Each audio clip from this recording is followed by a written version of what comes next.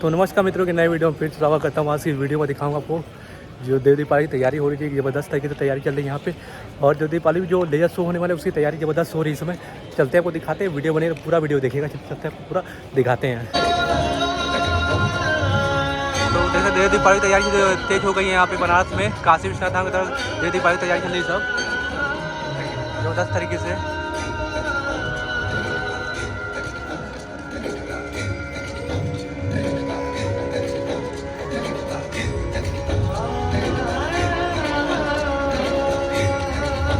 Video पूरा देखिएगा।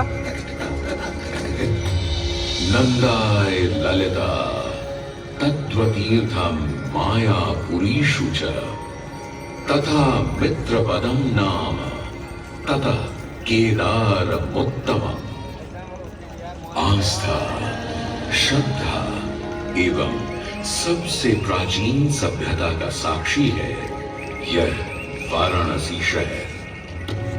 यहाँ कल कल बहती पवित्र गंगा नदी की धारा, जिसके समक्ष विद्यमान है यह ललिता घाट। मत्स्य पुराण में तीर्थों की चर्चा के अवसर पर ललिता, जहाँ नव दुर्गा घाटों का वर्णन होता है, वहां भी ललिता घाट का नाम अंकित है।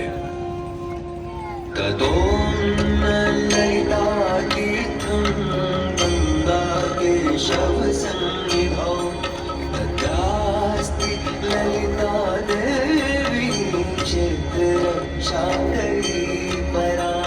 साच पूजा प्रयत्नेन सर्वसम्पत्समृद्धये ललिता पूजकानां च जातु विघ्नो न जायते। कृष्ण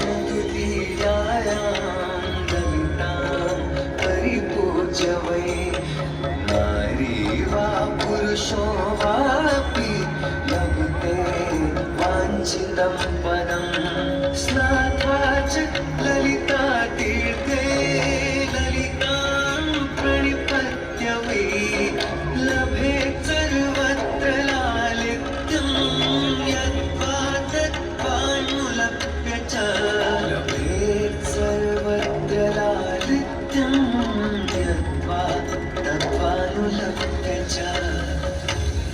गंगा नदी के तट पर स्थित है ललिता तीर्थ,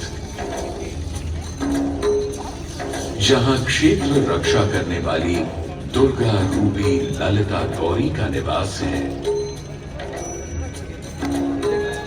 जिनकी सभी श्रद्धालु सर्व प्रकार संपत्ति लाभार्थ पूजा अर्चना करते हैं।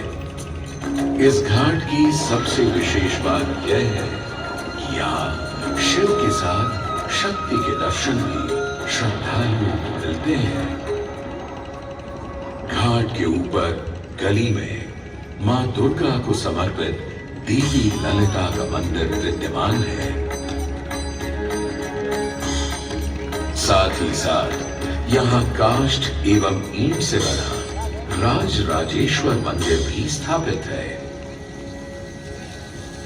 भगवान शिव को समर्पित काशी में यह मंदिर नेपाल के पशुपति मंदिर का प्रतीक रूप है। वर्तमान में सुशोभित यह ललिता घाट पूर्व में 3 भागों में विभक्त था। दक्षिण दिशा की ओर से चले तो दीपाली घाट, ललिता घाट एवं राज राजेश्वरी घाट। इनका उल्लेख सन 1931 में मोती चंद्र जी ने किया था, जहां नेपाली घाट एवं ललिता घाट के पक्के निर्माण का श्रेय नेपाल के महाराजा बहादुर शाह को जाता है। वहीं राज राजेश्वरी घाट के निर्माण का श्रेय सिद्धगिरी जी को जाता है।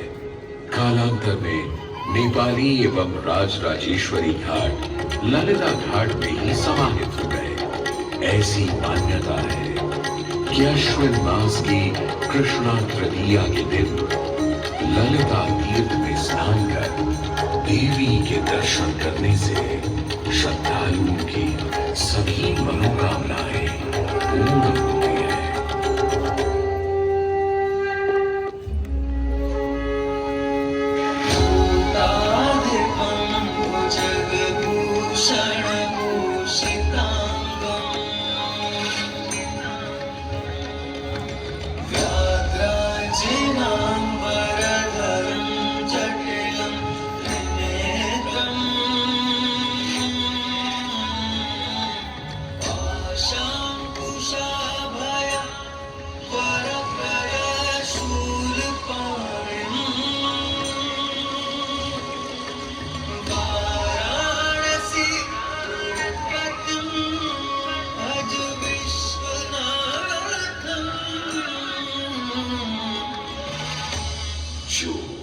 सभी जीवों के स्वामी है, जो सर्पों को आभूषण के रूप में धारण करते हैं, जो बाघ की खाल को सुशोभित करते हैं। सूर्य, चंद्रमा और अग्नि उनके 3 नेत्र हैं तथा वो जटाधारी हैं, पाश, अंकुश और त्रिशूलधारी हैं। वे अपने सभी भक्तों को आशीर्वाद देकर उन्हें भय से सुरक्षा प्रदान करते हैं। ब्रह्मांड के स्वामी एवं वाराणसी के भगवान श्री विश्वनाथ की हम वंदना करते हैं। मैं आदि नगरी काशी हूं, वही काशी जो स्वयं भगवान शिव के त्रिशूल पर विद्यमान है। सृष्टि के प्रारंभ में महादेव ने जब पृथ्वी पर अपनी दृष्टि डाली तो उन्हें एक भाग चमकता हुआ प्रतीत हुआ। उसी भाग को भगवान शिव ने काशी का नाम दिया। कालांतर में गंगा नदी के तट पर बसी इस काशी नगरी में समय समय पर अनेकों घाट विकसित हुए, जहां श्रद्धालु आकर पूजा अर्चना एवं स्नान किया करते थे। माना तो यह भी जाता है कि यह नगरी एक बहुत सुंदर वन से ढकी हुई थी, जहां पीपल, आम, बरगद, शीशम आदि के वृक्ष हुआ करते थे, जिनकी छाया में बैठ ऋषि मुनि, साधु संत आनंद से तपस्या किया करते थे। इसलिए इस जगह का उल्लेख आनंद वन के नाम से भी किया गया है। जितनी पुरानी काशी नगरी है, उतना ही पुराना यहाँ का काशी विश्वनाथ मंदिर भी है। भगवान शिव को विश्वेश्वर, विश्वनाथ आदि नामों से भी संबोधित किया जाता है, जिनका अर्थ है संपूर्ण विश्व के स्वामी। किंवदंतियों की माने तो सृष्टि के आदि में जब भगवान शिव एवं मां पार्वती पृथ्वी का भ्रमण कर रहे थे, उन्हें यह स्थान बहुत प्रिय लगा। तब मां पार्वती को यहाँ कुछ समय रुकने की इच्छा हुई, तो भगवान शिव अपने लिंग रूप में यहीं स्थापित हो गए। तभी से 12 ज्योतिर्लिंगों में इस मंदिर को विश्वेश्वर मंदिर के नाम से भी जाना जाने लगा, जहां भगवान शिव और माता पार्वती सदैव वास करते हैं। सदियों से इस पवित्र नगरी ने अनेक ऋषि मुनियों, तपस्वियों, धर्म गुरुओं आदि को अपनी ओर आकर्षित किया है। आदि शंकराचार्य एवं मंडन मिश्र ने इसी मंदिर के प्रांगण में बहुत समय व्यतीत किया। समय बदला, दौर बदला, भारत के स्वर्णिम काल पर विदेशी आक्रांताओं की नजर पड़ी, जिसे वे लूटने एवं सनातन संस्कृति को नष्ट करने के उद्देश्य से यहाँ आए। जब प्रथम बार गौरी ने आक्रमण किया, तब पृथ्वीराज चौहान ने उसे बुरी तरह पराजित किया था। अंत में उसने क्षमा मांगी और वचन दिया कि ऐसी गलती दोबारा कभी नहीं होगी। अतः पृथ्वीराज चौहान ने उसे छोड़ दिया। संभवतः यह एक दुर्भाग्यपूर्ण निर्णय था, क्योंकि अंततः गौरी ने पृथ्वीराज चौहान को धोखे से हराया। तत्पश्चात उनके साथ बहुत बुरा व्यवहार किया तथा उनकी दोनों आंखें भी निकाल दी। पृथ्वीराज की मृत्यु के उपरांत हिंदुओं का मनोबल कमजोर पड़ गया, जिसके परिणाम स्वरूप आतताइयों ने अन्य मंदिरों के साथ साथ विश्वनाथ मंदिर को भी क्षति पहुंचाई। यह ऐसा काला दौर था जिसके स्मरण करने मात्र से आंखें नम पड़ जाती हैं। परंतु समय सदा एक सा नहीं रहता और दुख के ये बादल भी सुख में बदलने वाले थे। एक धार्मिक सम्मेलन में राजा टोडरमल की भेंट नारायण भट्ट से हुई। नारायण भट्ट एक बहुत धनी व्यक्ति थे। दोनों ही धार्मिक इंसान थे और नित्य प्रति भगवान की पूजा अर्चना करना अपना परम कर्तव्य समझते थे।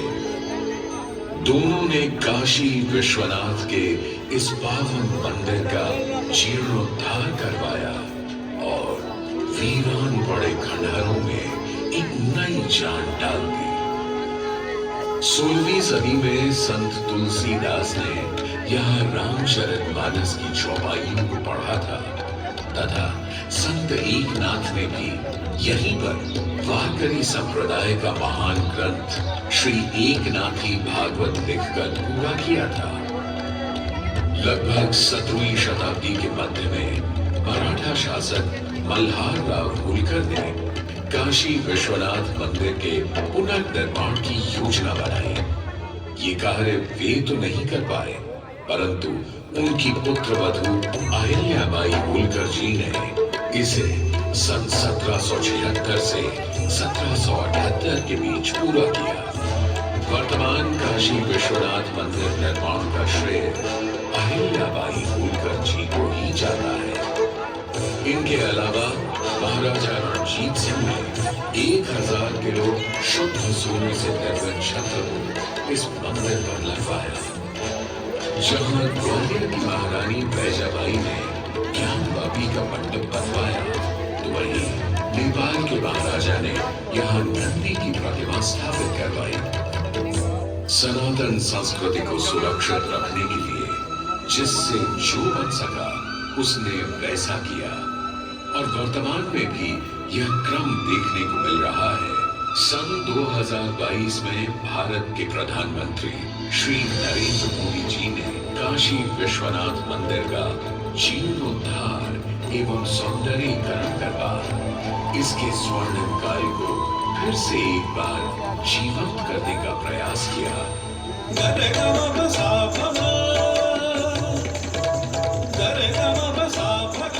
भगवान शिव को समर्पित काशी विश्वनाथ का यह पावन मंदिर सदियों से करोड़ों श्रद्धालुओं का प्रेरणा स्रोत रहा और सदैव के लिए रहेगा।